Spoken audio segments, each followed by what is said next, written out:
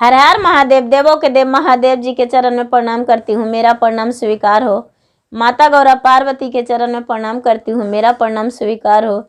गणपति ललन माँ के चरण में प्रणाम करती हूँ, मेरा प्रणाम स्वीकार हो।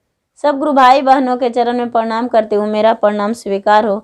माता पिता के चरण में प्रणाम करती हूँ, मेरा प्रणाम स्वीकार हो। गुरु भाई बहन, मैं एक कथा सुनाने जा रही हूँ। इस कथा को पूरा सुनिए और रह जानिए। आधी नहीं, आधी सुनने में शिव गुरु का अपमान होती है और पूरा सुनने में ज्ञान होती है। इसलिए कथा को पूरा सुनिए और रह जानिए। हर हर महादेव, घर घर महादेव। गुरु भाई बहन, बहुत पुराने जमाने का बात है, प्राचीन काल के बात है। एक राजा थे और एक रानी थी। एक रानी थी तो राजा साहब का एक लड़का और एक लड़की थी। राजा साहब अपने बच्चे से बहुत प्यार करते थे, अपने बेटा से बेटी से दोनों से बहुत प्यार करते थे। तो उनका जो बच्ची थी लड़की वो बड़ी थी और जो बेटा था वो छोटा था। तो दोनों के पढ़ाई लिखाई करवाते थे और घर में अपना साथ रहते थे। एक दिन अचानक राजा साहब बीमार पड़ गए। राजा साहब बीमार पड़ गए तो उनके जो बेटी थी वो बड़ी थी और बेटा जो था वो छोटा था। तो अपने बेटे से और बेटी से दोनों से राजा साहब प्रश्न किए कि देखो, आज तो हम बीमार हैं और कल के हो सकता है कि इस दुनिया में हम नहीं रहें, इस दुनिया से हम चले जाएं, तो तुम लोग कैसे करके रहोगे, हमें बता दो। ये जो बेटी थी वो बोली अपने भाई के बारे में, पिताजी, जब तक हम अपने भाई का मुंह नहीं देखेंगे तब तक हमें चैन नहीं मिलेगा। हम चाहते हैं कि प्रतिदिन सवेरा होने के बाद कभी न कभी मेरा भाई पे एक बार नज़र जरूर पड़े। बोले कि तो ठीक है, ये तो बहुत अच्छा सोच है। भाई बोला, पिताजी, हम चाहते हैं कि मेरे बहन के लिए मेरा आत्मा में, मेरे दिल में कभी प्यार कम ना हो और अपने बहन के लिए मुझे जान भी देना पड़े तो हम जान दे देंगे, लेकिन अपने हम भाई होने का फर्ज निभाएंगे और अपना प्यार बहन पर लुटाएंगे, अपना प्यार कभी कम नहीं होने देंगे। दोनों शर्त किए और इस बात से उसके पिता और माता बहुत खुश थे। कुछ दिन बाद वो अपने बेटी को शादी कर दिए। बहुत नज़दीक गांव में किए शादी, जैसे राजा का राजमहल था, और कुछ ही दूर में अपना कन्या को शादी कर दिए। और इनका जो लड़का था उसका भी, अपना बेटा को भी राजा साहब शादी कर दिए। दोनों का अपना अपना घर बस गया। जो बेटी थी वो ससुराल चली गई और जो बेटा था तो इनका पत्नी इसका घर आ गए। राजा रानी दोनों इस दुनिया से समय आने पर चले गए। वो जो लड़की थी वो प्रतिदिन माँ के घर आती थी अपने भाई से मिलने। प्रतिदिन सुबह उठती थी और घर में झाड़ू पोछा बर्तन खाना पीना सब कुछ कर लेती थी, बना लेती थी और सारी काम कर लेती थी और काम करके और घर से निकल जाती थी। लेकिन उसका रास्ते में पूरा जंगल पड़ता था।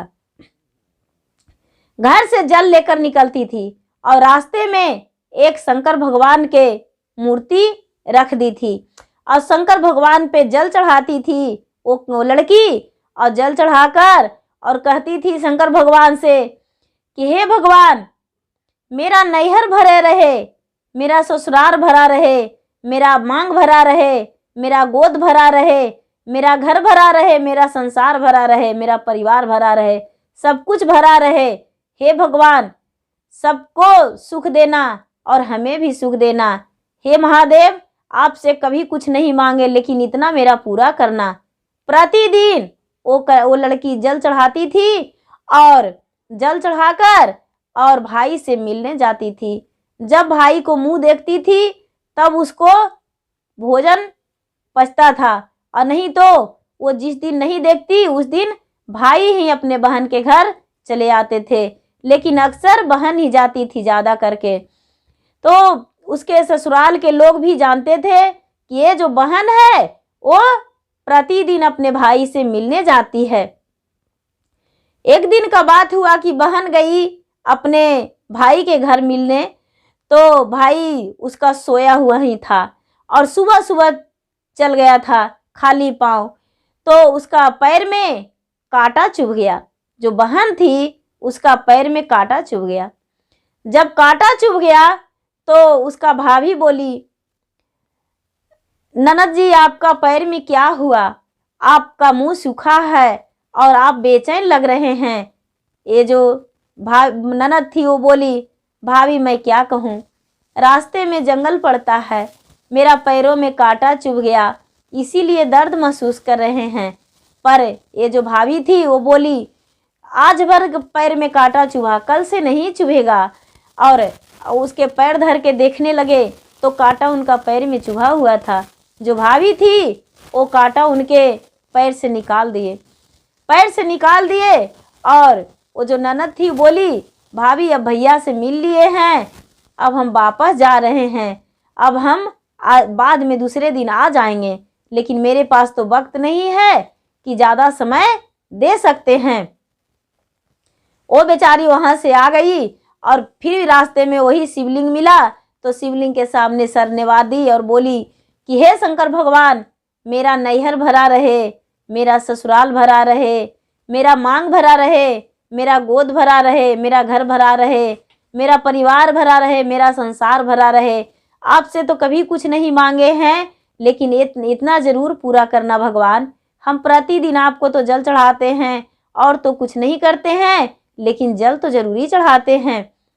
ये बेचारी कह के और घर आ गई और घर के काज संभालने लगी। और ऐसा हुआ कि उसका दिन जो था वो मकर संक्रांति का दिन बीत रहा था। मकर संक्रांति का दिन बीत रहा था। उस दिन लोग तिल खाते हैं, दूध खाते हैं, चूड़ा खाते हैं, दही खाते हैं, खिचड़ी बनाते हैं और बहुत पतंग उड़ाते हैं और खुशी मनाते हैं। जहाँ तक कि गुब्बारे भी बहुत फोड़ते हैं और बहुत उससे खुश रहते हैं पतंग उड़ाकर। और उस दिन बहुत लोग तीर्थ यात्रा के लिए जाते हैं, जैसे कि गंगा सागर जाते हैं लोग और गंगा स्नान करते हैं। बहुत सारे लोग गंगा स्नान के लिए जाते हैं। उस दिन बिना नहाए हुए भोजन लोग नहीं करते हैं। सभी लोग नहाकर स्नान करके मकर संक्रांति के दिन भोजन करते हैं और उस दिन दूध जरूरी पीते हैं और तिल का नियम होता है। लेकिन गुरु भाई बहना, जिस दिन रविवार पड़ जाए और मकर संक्रांति बीते तो उस दिन तिल और दूध नहीं खाना चाहिए। तो वो जो बहन थी वो मकर संक्रांति का दिन बीत गया और मकर संक्रांति का दिन बीत गया तो ये बेचारी घर में थोड़ा सा इसको लेट हो गया। और वो जो भाई था वो बहन के आने पर उसका भाभी बोली कि देखिए आपका बहन आती है और आपका बहन के पैरों में कांटा चुभ गया, और कांटा चुभ गया तो ऐसा कीजिए कि पूरा झाड़ जंगल पूरा रास्ता सफा कर दीजिए, क्योंकि आपका बहन का पैर में बहुत दर्द हो रहा था। ये बेचारा भाई क्या किया कि सारा वो जिस दिन बहन मिलने गई थी उसी दिन पूरा और लोग लगा के, मजदूर लगा के और झाड़ जंगल सफा कर दिया। और जो बेचारी शिवलिंग का पूजा करती थी वो शिवलिंग भी फेंक दिया उन लोग। सफाई करने वाला जब शिवलिंग फेंक दिया तो शंकर भगवान नाराज हो गए और ये जो इसका भाई था वो भाई का मृत्यु हो गया और रात्रि में ही मृत्यु हो गया। जब उसका भाभी देखी तो चिल्लाने लगी, रोने लगी, पटकाने लगी और सारे गांव वाले जुट गए और जुट कर कहने लगे कि अरे ये तो इसका जो पति है ये तो इस दुनिया से चल बसा, अब इसको दाह संस्कार कर देंगे, अग्नि संस्कार करना जरूरी है। और सारे गांव वाले मिलकर और बोले कि इसको ले चलो, गांव में रखने से ये गंदगी फैलेगा, महक जाएगा, बड़ी तरह तरह के बात करने लगे। ये बेचारी जो उसकी पत्नी थी वो रोते रोते बोली, आप लोग के हम हाथ जोड़ते हैं, पांव पड़ते हैं, मेरे पति को छोड़ दीजिए। इसके जो बहन है वो प्रतिदिन अपने भाई से मिलने आती है। यदि आज आएगी और अपने भाई को नहीं देखेगी तो वो नहीं जिएगी, वो नहीं बचेगी, वो जिंदा नहीं रहेगी, वो भी मर जाएगी इसके साथ साथ। इसलिए बहन को आने दीजिए, बहन जरूर आएगी। सारे लोग बोले आज तो आएगी और मरे मुंह देखकर चली जाएगी, कल क्या देखेगी। ये जो पत्नी थी वो बोली कि कल के बारे में कोई नहीं जानता है भैया, आज मेरे पति को छोड़ दीजिए। सारे लोग नाराज होकर हट गए, अपना घर चले गए। ये बेचारी अपने पति के साथ बैठी रही, अपने पति के सर धर के और रोती रही। ये जो बहन थी, बहन क्या की कि अपना पूरा तैयारी की घर में, और तैयारी करके और उस दिन अपने एक डब्बे में दूध ले ली, और दूध लेकर तिल ले ली, तिलकुट ले ली, चूड़ा ले ली, जो भी उसके सामान, खिचड़ी का सामान था वो सारा सामान ले ली एक थैली में भर के, और बहन के घर जा रही थी। भाई के घर जा रही थी बेचारी बहन, तो रास्ते में देखी कि अरे पूरा तो जंगल सफा किया है रास्ता में, और जो मेरा शिवलिंग था वो मेरा शिवलिंग नहीं है। आज मेरा शिवलिंग कहाँ चला गया। वो बेचारी क्या की कि एक पत्थर धर के और भगवान के नाम लेकर बोली कि हे भगवान महादेव, किसी ने गलती से लगता है आपका शिवलिंग फेंक दिया है, लेकिन आप तो कनकन में बसने वाले हैं, आप तो पत्थर में सचमुच में बसते हैं और पहाड़ी में ही रहते हैं, तो क्यों ना हम एक पत्थर धर के और आपको आज हम दूध चढ़ा दे और तिल और दूध का भोग लगा दे, और भोग लगाकर और अपने भाई से मिल लें। वो बेचारी क्या की कि एक पत्थर धर दी, और एक पत्थर धर के और एक बेल का पत्ता तोड़ ली, और बेल का पत्ता तोड़कर और भगवान के सामने तिल दूध गुड़ के भोग लगा दी, और बोली महादेव आप इस तिल दूध गुड़ को जेम लीजिए, क्योंकि आज हम बहुत प्यार से आपका भोग लगाए हैं, आप भोजन कीजिए।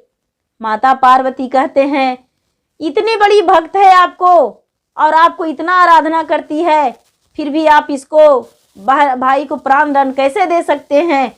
इसका भाई जो है उसका प्राण दंड दे दिए, और ये प्रतिदिन मांगती है कि मेरा नैहर भरा रहे, मेरा ससुरा भरा रहे, मेरा मांग भरा रहे, मेरा गोद भरा रहे, मेरा संसार भरा रहे, मेरा परिवार भरा रहे, सब कुछ मांगती है। इसके बाद भी इसका कैसे भाई को प्राण दंड दे दिए। ये भाई का इसका लाशे पड़ा हुआ है। ये जाएगी और देखेगी अपने भाई को, तो आपका पूजा कौन करेगा, आपका पूजा कोई नहीं करेगा। बोले कि शंकर भगवान कहते हैं तो मैं क्या करूं, अब मेरे पास कोई उपाय नहीं है। माता पार्वती बोले कि कोई उपाय नहीं है तो इसका भाई का जीवन दान दे दीजिए। शंकर भगवान बोले कैसे, बोले वो हम नहीं जानते हैं, आप इसका भाई को जीवन दान दे दीजिए। शंकर भगवान अपने अनोखी आवाज में बोले पुत्री तुम बेल के पत्र लेकर जाओ, और बेल का पत्र लेकर जाकर और दूध में पीस दे, उसको मिला देना, और उसी बेल के पत्र से पूरा भाई पे छिड़क देना। जाओ। ये लड़की इधर उधर देखी, कोई इसे नहीं मिला। फिर सोचती है अरे कौन है जो ऐसा कह रहा है कि बेल का पत्र तोड़कर लेकर जाओ, ये कौन है। फिर ये अनदेखा कर दी और सोची कि आगे का कदम बढ़ाते हैं। तो फिर शंकर भगवान कहते हैं कि पुत्री तूने बेल का पत्र तोड़ लो और दूध में धो देना, दूध में डालकर उसी पत्ते से अपना भाई पे छिड़क देना, तुम्हारा भाई जीवित हो जाएगा। ये बेचारी को तो ये पता नहीं था कि आज मेरा भाई को प्राण दंड शंकर भगवान दे दिए हैं। ये बेचारी क्या की कि एक बेल का डाल तोड़ ली छोटी सी, और तोड़ के और हाथ में ले ली और थैला, और चली गई अपना भाई के पास। अपने भाई के पास गई तो देख रही है कि मेरा भाभी जो है अकेली अपने भाई के, अपने पति के सर धर के और चिल्ला रही है। ये जाकर बोली भैया भैया उठो, हम तुम्हारे लिए गुड़ लाए हैं, तिल लाए हैं, दूध लाए हैं, आज मकर संक्रांति है, खिचड़ी का सामान लाए हैं, भैया उठो भोजन करो। लेकिन भैया कहाँ से उठने वाला था, उसे तो शंकर भगवान प्राण दंड दे दिए थे। ये बेचारी हाथ जोड़कर भगवान को प्रार्थना करने लगी कि हे भगवान हम प्रतिदिन आपसे यही मांगते हैं कि मेरा नैहर भरा रहे, तो इसीलिए यही मांगते थे। आज मेरे भाई को प्राण दंड दे दिए। इसे याद आया कि अरे हमें ऐसा लगा था, देखते हैं अब जो मुझे ऐसा सुनाई दिया था वही करके देखते हैं। बेचारी जो दूध ले थी वो दूध में बेलपत्र डुबा दी और बेलपत्र डुबाकर और उसी बेलपत्र से अपना भाई के शरीर पर छिड़क दी। जब भाई के शरीर पर छिड़कने लगी दूध तो उसका भाई का मुख में दूध चला गया। जो दूध चला गया वो अमृत बन गया। जब जो दूध गया उसका भाई के मुख में बेल के पत्ते से तो अमृत बन गया। तो भाई उठ गया, आंखें खोल दिया और आंखें खोलकर और बैठकर और कहने लगा, बहन तूने बहुत गलत किया। आज तो हम बहुत अच्छे नींद से सो गए थे, लेकिन तूने मुझे जगा दिया। ये बहुत गलत किया है, हम तुम्हें माफ़ नहीं कर सकते हैं। बहन हंसकर बोली, भैया कोई बात नहीं, तू माफ़ नहीं करना, लेकिन ये जो नींद था ये तुम्हारा नींद तो दुश्मन सोएगा, तुम्हें नहीं सोने दे सकते हैं। ये भाभी बोली उसका, आप नहीं जानते हैं। आपकी बहन उनकी पत्नी बोली, आप नहीं जानते हैं, आपकी जो बहन आई वो आपको जीवन दान दी है, आपको बहन ने बचाई है। आपको आज मकर संक्रांति का दिन था और आपका बहन जो है आपका जीवन दान दिया है। यदि आपके बहन नहीं आती तो आपका जीवन दान नहीं मिलता। पता नहीं किस देवता को पूजा करती है आपकी बहन और किसे मानती है, जो कि इसे ज्ञान मिला था कि आप पे दूध आप और बेलपत्र से छीटी, इसलिए आपका जीवन दान मिल गया, आप अमर हो गए। ऐसा कह के और पति के चरण में लिपट गई। सारा लोग जाने तो देखने आए और पूरा हंगामा हो गया कि उसका बहन आई तो उसका भाई को प्राण वापस मिल गया और भाई का प्राण फिर से आ गया, वो बच गया। पता नहीं बहन क्या की। ये बेचारी बोली, हम बहन भैया के लिए कुछ नहीं किए हैं, बस मुझे विश्वास था, भरोसा था कि मेरा भगवान मेरे लिए खड़ी हो जाएंगे, क्योंकि जो भी मांगते हैं वो अपना लिए नहीं, हम अपने परिवार के लिए मांगते हैं और परिवार के लिए पूजा करते हैं। तो आज मेरा मकर संक्रांति का दिन था, तो मेरा मकर संक्रांति के दिन भैया कैसे मुझे छोड़कर चला जाता। हम भैया के लिए खिचड़ी का सामान लेकर आए थे, दूध तिल गुड़ लेकर आए थे और सारी सामग्री खिचड़ी का लेकर आए थे, तो कैसे मेरा भैया मेरा त्याग कर चला जाता।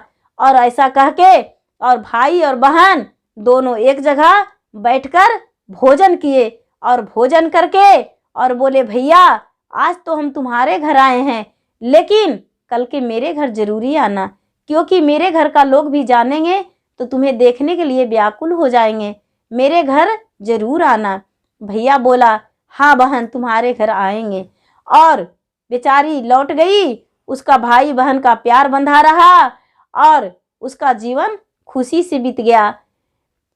हे शंकर भगवान, हे भोलेनाथ, हे माता पार्वती, जैसे उस कन्या पे दया किए, उस लड़की पे दया किए कि उसका मरे हुए भाई भी उसके दया से, उसके पूजा से, उसके भक्ति से उसका भाई का जीवन दान मिल गया, उसी तरह सब पे अपना दया बरसाइए महादेव और अपना दया बरसाकर और सबको जीवन दान दीजिए। हर हर महादेव, घर घर महादेव। गुरु भाई बहना, मेरा वीडियो अच्छा लगे तो इसे लाइक कीजिए, शेयर कीजिए, सब्सक्राइब कीजिए। धन्यवाद।